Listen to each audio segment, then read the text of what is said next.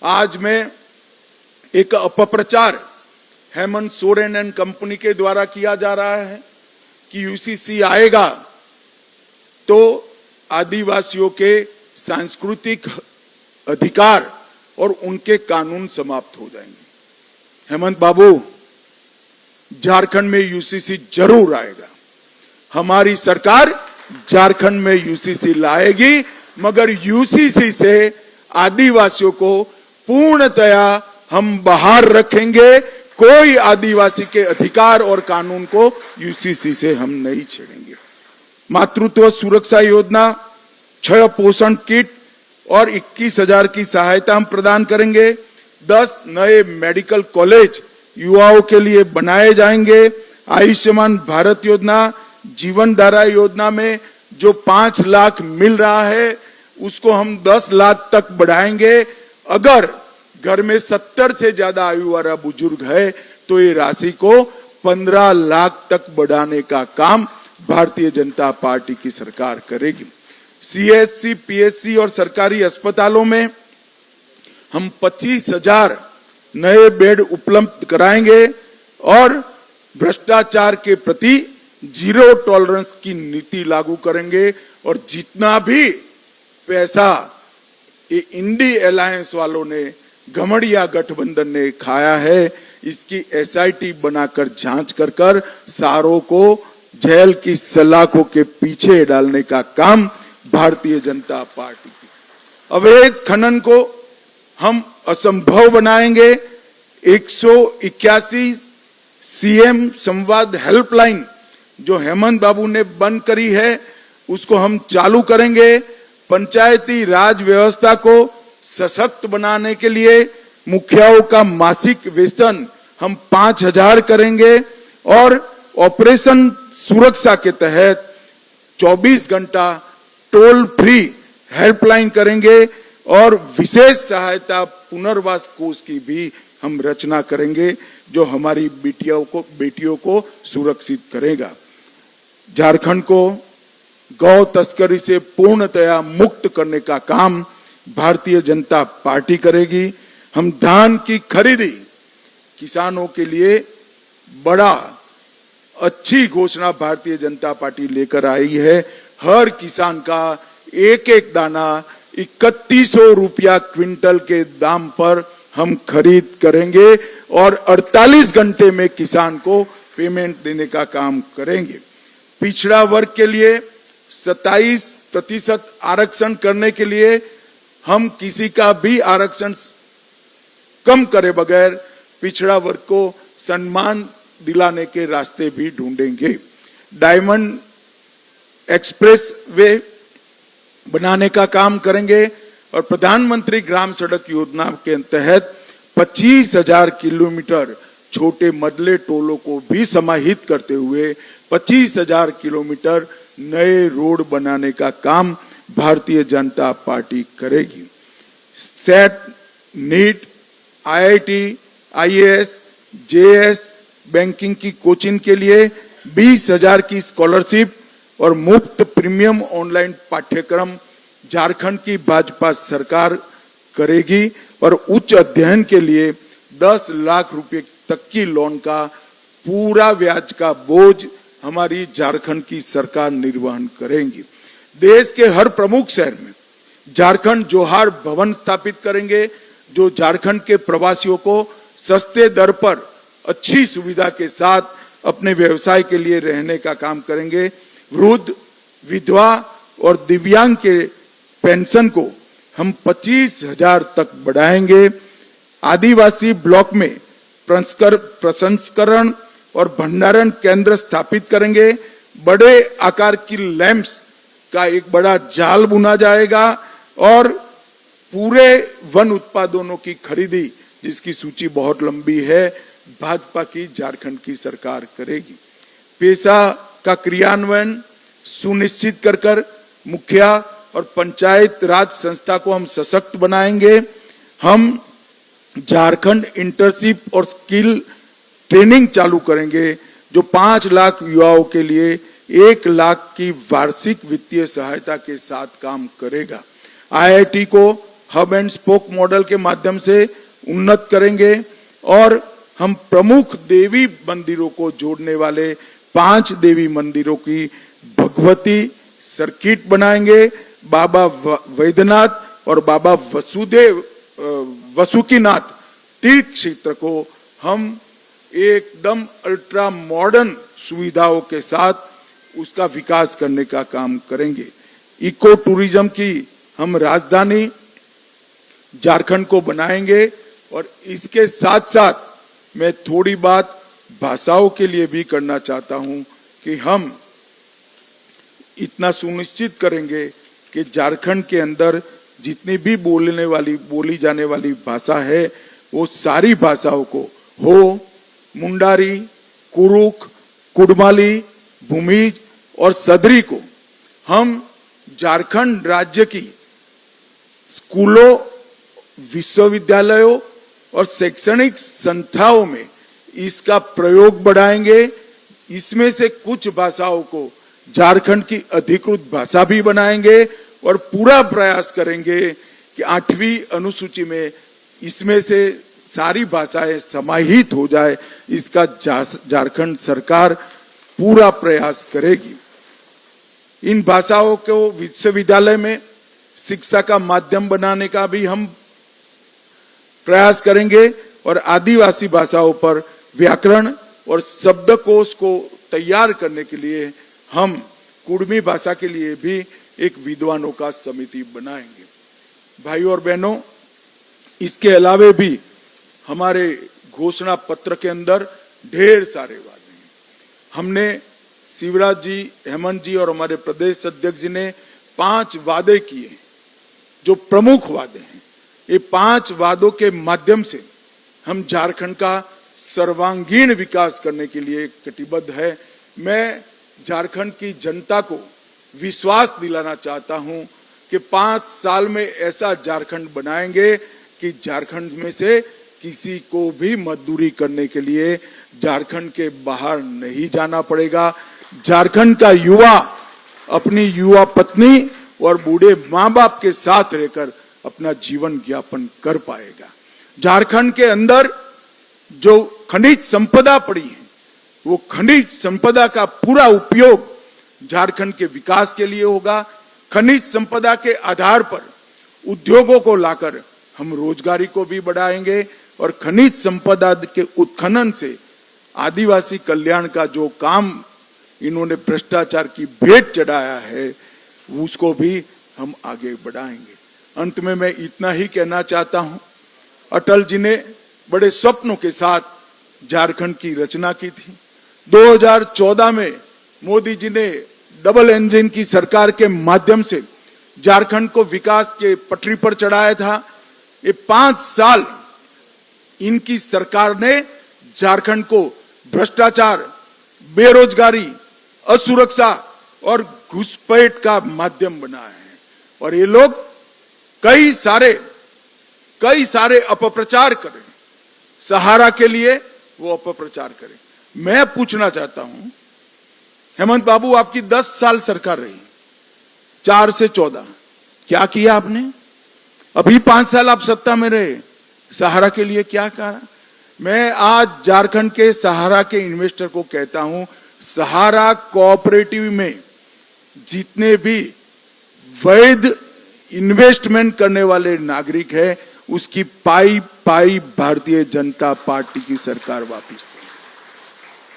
सहारा cooperative में जितने भी वैध इन्वेस्टमेंट करने वाले नागरिक हैं उसकी पाई मैं फिर से रिपीट करना चाहता हूं कि यूसीसी से हमारे आदिवासी भाइयों का कोई अधिकार, कोई कानून, कोई परंपरा बाधित नहीं होगी। आदिवासी भाइयों बहनों को, बच्चों को, युवाओं को यूसीसी से पूर्णतया बाहर ला दिया जाएगा, परंतु यूसीसी होगा ही होगा क्योंकि ये भी एक बढ़ती हुई आबादी रोकने का कारण है। आदिवासियों की आबादी को प्रोटेक्ट करने का एक जरिया है।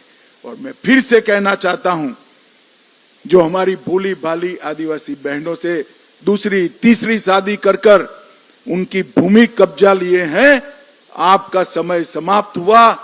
भाजपा सरकार बनते ही उल्टी गिनती शुरू होगी। सबको भूमि फिर से वो आदिवासी बच्ची को, बहन को, मां को वापिस देनी पड़ेगी और घुसपैठ हम रोक करेंगे। मैं झारखंड की जनता को अपील करना चाहता हूं कि आप सब एक बार मोदी जी के नारे पर, मोदी जी की गारंटी पर और डबल इंजन सरकार पर विश्वास कर झारखंड में 2/3 बहुमत के साथ भारतीय जनता पार्टी की सरकार बनाइए।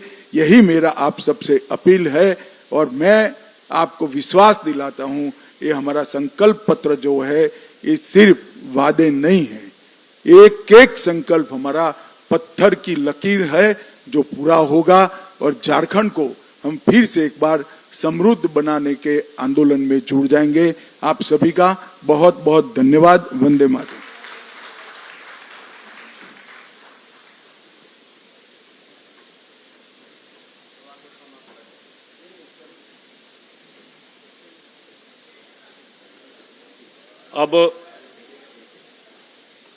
अब सभी मीडिया के बंधु भगिनीगण से अनुरोध है कि एक एक व्यक्ति अपने प्रश्न आप माननीय गृह मंत्री श्री अमित शाह जी से अपना संवाद कर सकते हैं।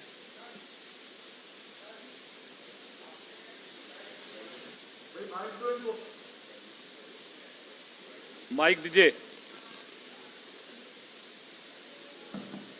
सर, आपने जो एक सवाल कहा कि बांग्लादेशी शहरियों को बाहर करेंगे, हिमंता बिस्वा शर्मा ने भी यहाँ बड़ा एजेंडा इसको खड़ा किया है और ये हेमंत सोरेन का भी सवाल है कि घुसपैठ को लेकर केंद्र सरकार की जिम्मेवारी है, जो सीमा सुरक्षा बल है उनकी जिम्मेवारी है। फिर हेमंत सोरेन दोषी कैसे हैं, इसको इलेबोरेट करें। मैं बताता हूं कैसे दोषी है और मैं अपेक्षा करता हूं कि हेमंत सोरेन जी इसको सुने और जवाब दें। बंगाल में घुसपैठ नहीं रुकी क्योंकि वहां स्थानीय प्रशासन घुसपैठ को बढ़ावा दे रहा है। झारखंड में घुसपैठ नहीं रुकी है क्योंकि स्थानीय प्रशासन घुसपैठ को बढ़ावा दे रहा है। तीनों जगह बीएसएफ है, आसाम में भी बीएसएफ है। इतनी विषम बॉर्डर जो बांग्लादेश और भारत की है, जहां कई नदी नाले हैं, कहीं पहाड़ है, कहीं वन है, हर जगह सुरक्षा संभव नहीं है। मगर मैं हेमंत बाबू को पूछना चाहता हूं, एक घुसपैठिया अगर झारखंड में घुसता है, आपका पटवारी क्या कर रहा है, आपका कलेक्टर क्या कर रहा है, क्यों पुलिस में कंप्लेन नहीं कर रहा है, क्यों भारत सरकार को कंप्लेन नहीं कर रहा है? यहां भाजपा की सरकार बना दीजिए। हमारे पटवारी से लेकर मुख्यमंत्री सब इनको न केवल रोकेंगे, इनको डिपोर्ट करने का भी काम करेंगे। हेमंत बाबू, जिम्मेदारी से आप भाग नहीं सकते हो। क्या उलझुल सवाल पूछते हो? आपकी कोई जवाबदारी नहीं है। ऐसा कोई मुख्यमंत्री होता है जो राज्य की सीमाओं से घुसपैठ हो और जिम्मेदारी केंद्र पर थोपे? और आपका तो इरादा भी नहीं है। जब झारखंड हाईकोर्ट ने कहा इसको रोकने का क्या प्रयास करेंगे?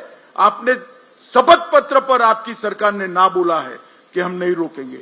मगर अब आपका समय समाप्त हुआ है। भारतीय जनता पार्टी की सरकार बन रही है, हम इसको रोकेंगे भी, चिन्हित भी करेंगे और वापस भी भेजने का काम भारतीय जनता पार्टी की।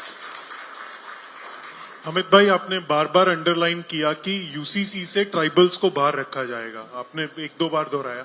अमित भाई, कई ऐसे और भी स्टेट्स हैं जहां ट्राइबल्स की साइजेबल पॉपुलेशन है। देखिए, मैं बता देता हूं, उत्तराखंड में एक मॉडल भारतीय जनता पार्टी सरकार ने देश के सामने रखा है।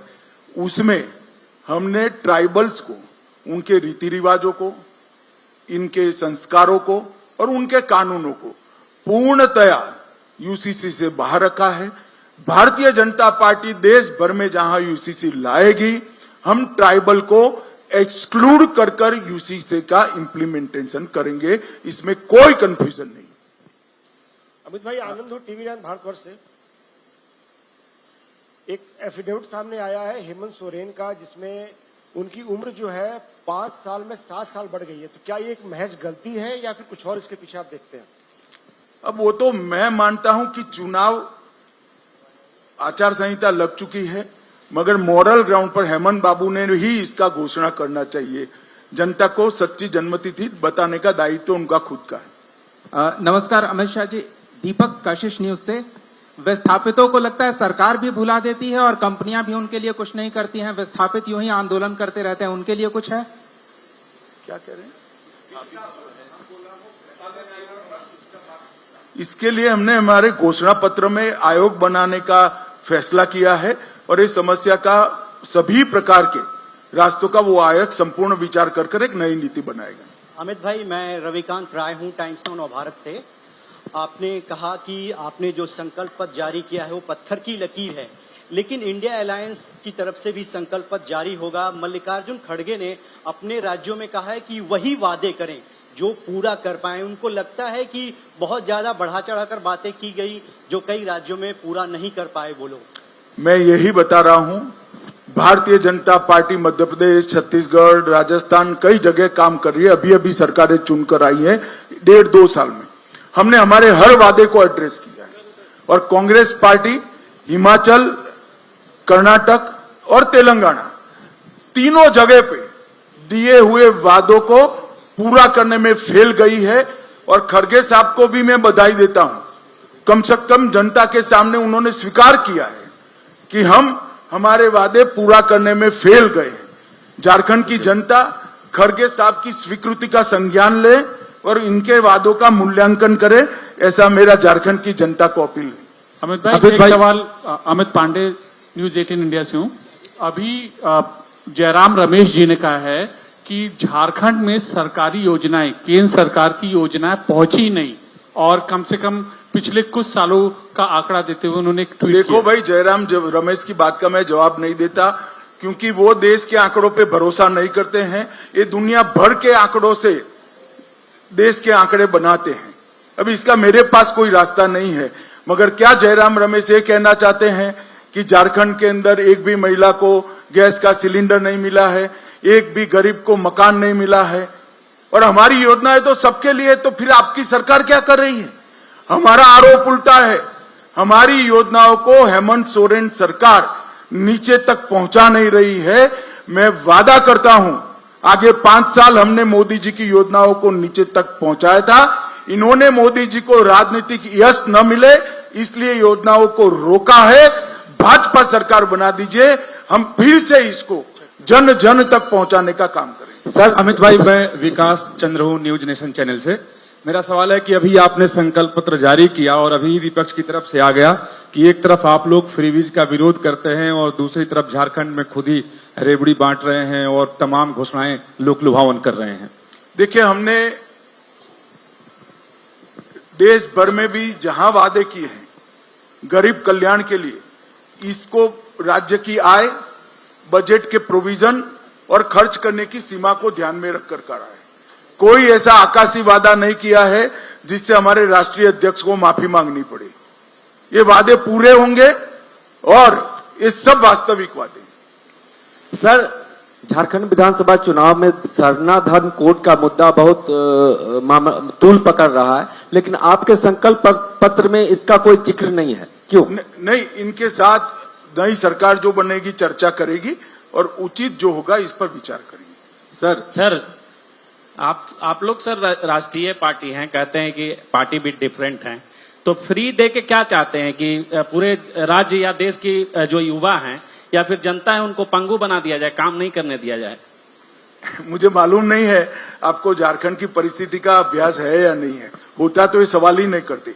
5 साल में यहाँ की परिस्थिति इतनी गड्ढे में जनता को बिठाया है, गड्ढे में से जगह जनता को बाहर निकालना है तो एक सीढ़ी लगानी पड़ती है। कोई भी आदमी गड्ढे में से हनुमान जी की तरह कुटका लगाकर बाहर नहीं आ सकता, एक सीढ़ी लगानी पड़ती है। ये सीढ़ी है भैया। सर हेलो, एक सवाल है, झारखंड विधानसभा चुनाव को लेकर के ये संकल्प पत्र है, लगता नहीं है व्यवस्था में कहीं दोष रह गई? झारखंड के महापुरुषों का या महापुरुषों का सम्मान हुआ, लेकिन बिरसा मुंडा कहीं नहीं दिखे। लगता नहीं है कि व्यवस्था में थोड़ी दोष रह गई? नहीं, हमने रखा है। अब तक स्मारक नहीं बनाया किसी ने, हमने स्मारक बनाया। अब तक आदिवासी गौरव दिवस नहीं मनाया गया, हमने बनाया। और आदिवासी गौरव वर्ष भी हम मनाने जा रहे हैं और पहली आदिवासी को राष्ट्रपति भी भाजपा ने बनाया है। दृष्टि अगर वक्र है तो सब कुछ वक्र मंच दिखाई पर, पड़ेगा। सर। देखा भाई, जरा फिर से दिखाओ हेमंत जी, उनको खड़े होकर देखो भाई, सबको मालूम पड़े जरा। दृष्टि आपका वक्र है थोड़ा। सर एक छोटा सा सवाल है न्यूज 11 भारत से, रुचि शर्मा। एक तरफ आप राष्ट्रपति द्रौपदी मुर्मू को सर्वोच्च पद पर बैठा है, दूसरी तरफ राज्य के मुख्यमंत्री हेमंत सोरेन जहां भी चुनाव प्रचार करते हैं, कहते हैं कि एक मुख्यमंत्री, आदिवासी मुख्यमंत्री को परेशान करने का कार्य किया जा रहा है, इसीलिए विकास नहीं हो पाए। भाई एक मिनट, मैं समझ गया आप क्यों पूछ रही हो और क्या पूछ रही हो, दोनों समझ गए, बैठ जाइए। मैं झारखंड के आदिवासियों को कहना चाहता हूं, जिस मुख्यमंत्री के शासन में आपके कल्याण के लिए मोदी जी ने भेजा हुआ 350 करोड़ रुपया इनके सांसद से घर से पकड़ा जाए, जिस मुख्यमंत्री के राज में मोदी जी ने भेजा हुआ आपके कल्याण से, आदिवासी कल्याण के लिए भेजा हुआ 20 करोड़ रुपया से ज्यादा रकम उनके घर से पकड़ा जाए, उसको जेल में डालना चाहिए या नहीं डालना चाहिए? झारखंड की आदिवासी जनता बहुत स्पष्ट मानती है, ये इनका व्यक्तिगत भ्रष्टाचार है, और जो भ्रष्टाचार किया है वो झारखंड के आदिवासियों का पैसा लूट कर ही किया गया भ्रष्टाचार। अमित भाई मैं कुंदन कुमार हुआ, टीवी 45 न्यूज से हुआ। स्थानीय नीति और जो यहाँ की जो लोकल जो चीजें हुई थी पिछले 5-7 सालों से, जो है स्थानीय नीति भी, और जो उसको जो भाई जरा सुनाई पड़े ऐसे बोलो। स्थानीय नीति और नियोजन नीति को लेकर भी कुछ स्ट्रेटेजी प्लान है क्या? चूंकि अब तक जो है इस राज्य में नियोजन नीति और स्थानीय नीति नहीं बन पाई। मैंने जवाब दे दिया भाई, आप कहीं और गुम हो गए थे। मैंने कहा उसके लिए एक आयोग बनाया जाएगा। सर मैं मुकेश कुमार सुदर्शन टीवी से, हमारा सवाल मुकेश कुमार सुदर्शन टीवी से हमारा सवाल है कि अभी कुछ दिन पहले हेमंत सर ने कहा था कि एनआरसी जो है वो भी संथाल लाने की बात हो रही है। सर क्या ऐसा कुछ बातें हैं सर कि एनआरसी जो है वो संथाल में या झारखंड में लागू होंगे? क्या कहा? नहीं, ये हेमंत जी एनआरसी छोड़ दो। झारखंड हाईकोर्ट ने ऑर्डर किया है कि जो घुसपैठिए हैं उनका सर्वे किया जाए, तो हम तो झारखंड हाईकोर्ट का सम्मान करते हैं और इसका इम्प्लीमेंटेशन पूरा करेंगे। सर मेरा नाम गौरी हुआ। आपके विरोधी कहते हैं कि बीजेपी में पूर्व मुख्यमंत्रियों का जमावड़ा है, और ऐसे में दूसरे फेज का मैनिफेस्टो आप लोग जारी कर दिया, लेकिन अब तक मुख्यमंत्री का चेहरा कौन होगा ये तय नहीं हो वो शपथ के अगले दिन आपको मालूम पड़ जाएगा और सबके अनुभव का उपयोग किया जाएगा। सत्यजीत जी अंतिम है, सत्यजीत जी।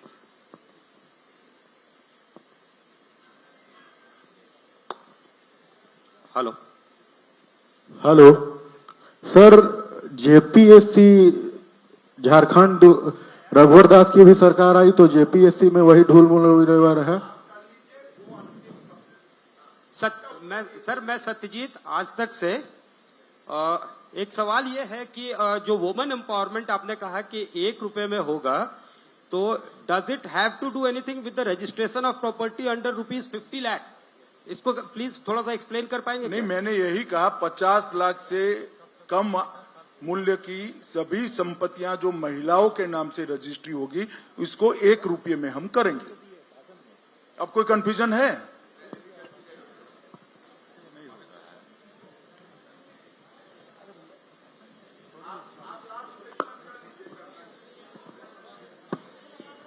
चलो सवाल। हेलो सर, एक आखिरी सवाल है सर। एक आखिरी सवाल सर। जैसे जेपीएससी और जेएसएससी के जो स्टूडेंट हैं काफी दिनों से आस लगाए बैठे हुए हैं कि हेमंत सोरेन की सरकार आएगी, रघुवर दास की सरकार आएगी, अब बाबूलाल मरांडी की सरकार आएगी, तो कब तक उन तक नौकरी मिलेगी? ये रोजगार का झारखंड का सबसे बड़ा मुद्दा है पलायन, और हमारा भी जो कि युवा का। नहीं, मैंने रोजगारी के लिए कहा ही है, और बाकी के जो हंगामी नौकरी वाले लोग हैं इस पर भी सरकार बनने के बाद हम उचित निर्णय बहुत जल्द करेंगे। धन्यवाद।